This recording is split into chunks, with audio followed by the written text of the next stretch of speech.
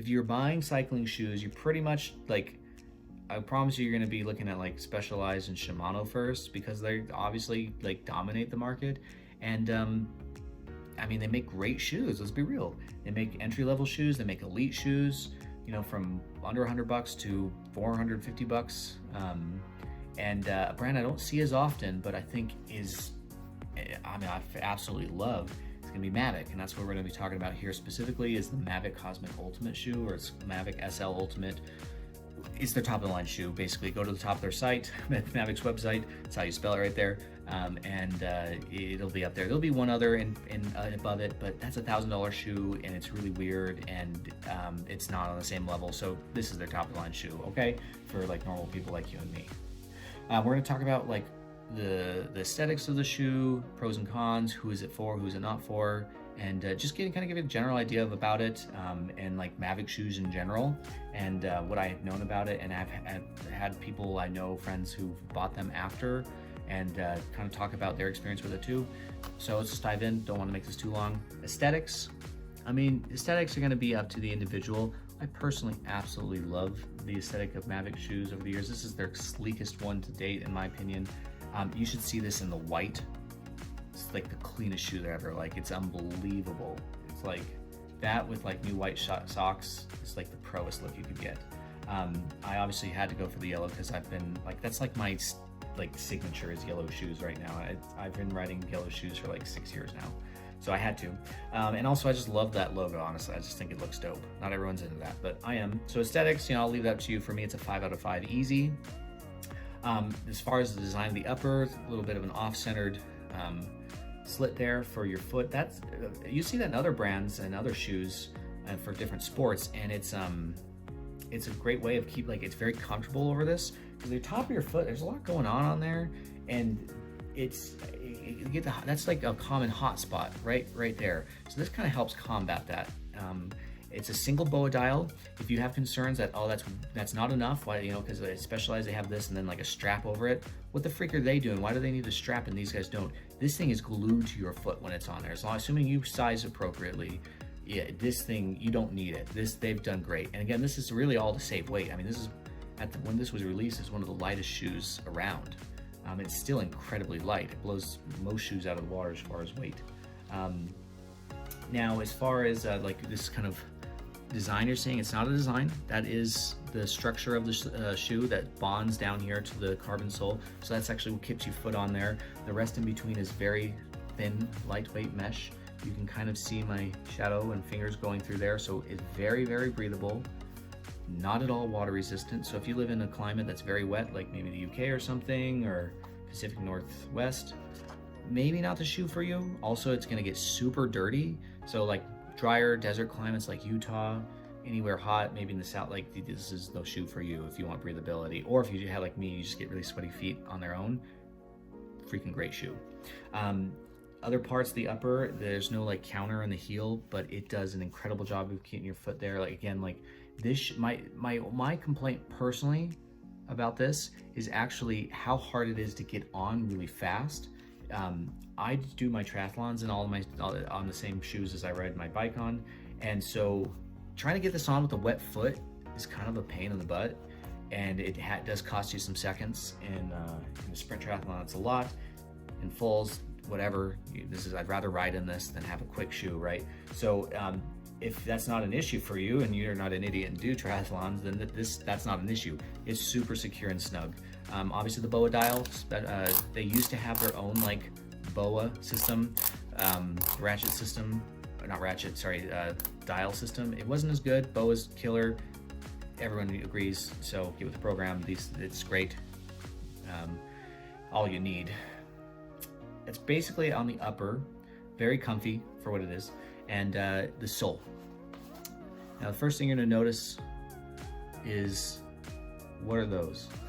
Those are the vents, man. Those are massive vents. Again, this is a super lightweight sole, super breathable, and insanely stiff. Like, most carbon soles are stiff, like, let's be real. But like, for reference, at my heaviest, I'm 190, my lightest, I'm in the 160s.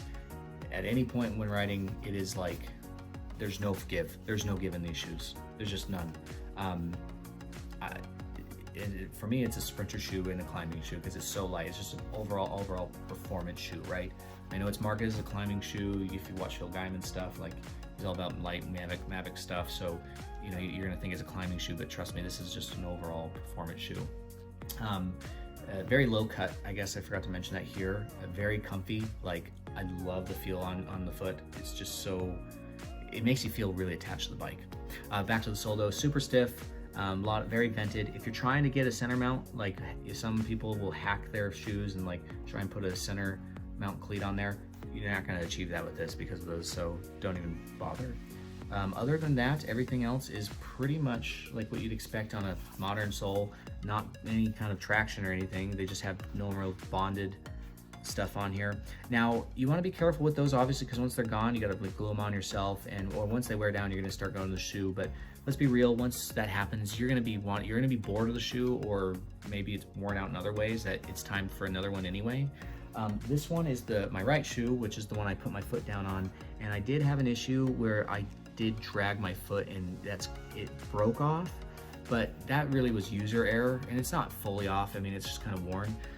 I rode the bike without brakes cables on it for a minute, and I was just like trying to stop myself with my foot like an idiot, and I didn't have these cleats on at the time, so that's my fault. But other than that, I mean, how much do you need those anyway? Walkable cleats solve that problem. Other than that, who is this shoe for? Who is it not for?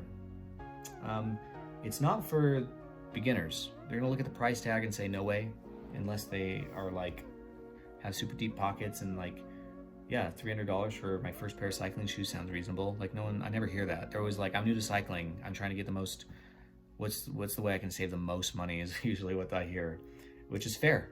And luckily there's great options out there for those price points, you know.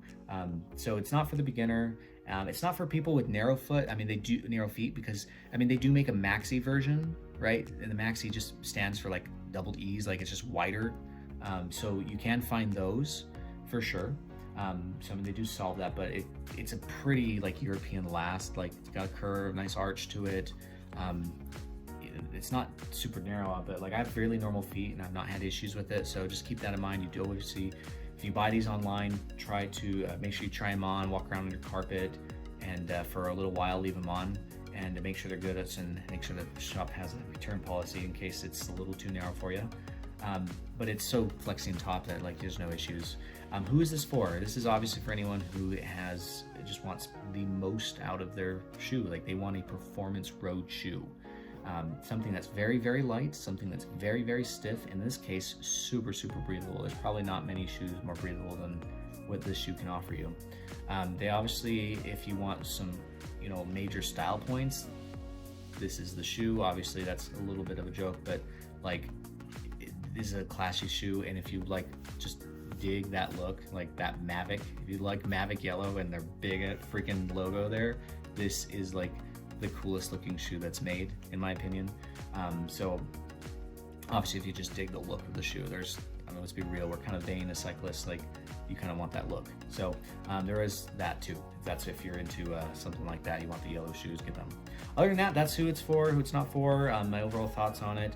There's a reason I have purchased Mavic shoes over the past 6 years. I've gone through 4 pairs, still keep them, and it's hard every time I'm like, I want a new pair of shoes or I need a new pair, what should I get? I'm always like, okay, should I get that over whatever Mavic's selling right now, just because like it just works for me so well. So, you know, obviously once you find something that works for you, you're gonna want to stick to it. But if you're ever trying to like try a different brand besides Specialized or Giro or Shimano, try Mavic, man. They're really rad. I don't think you'll regret them. All right, so see you guys next time.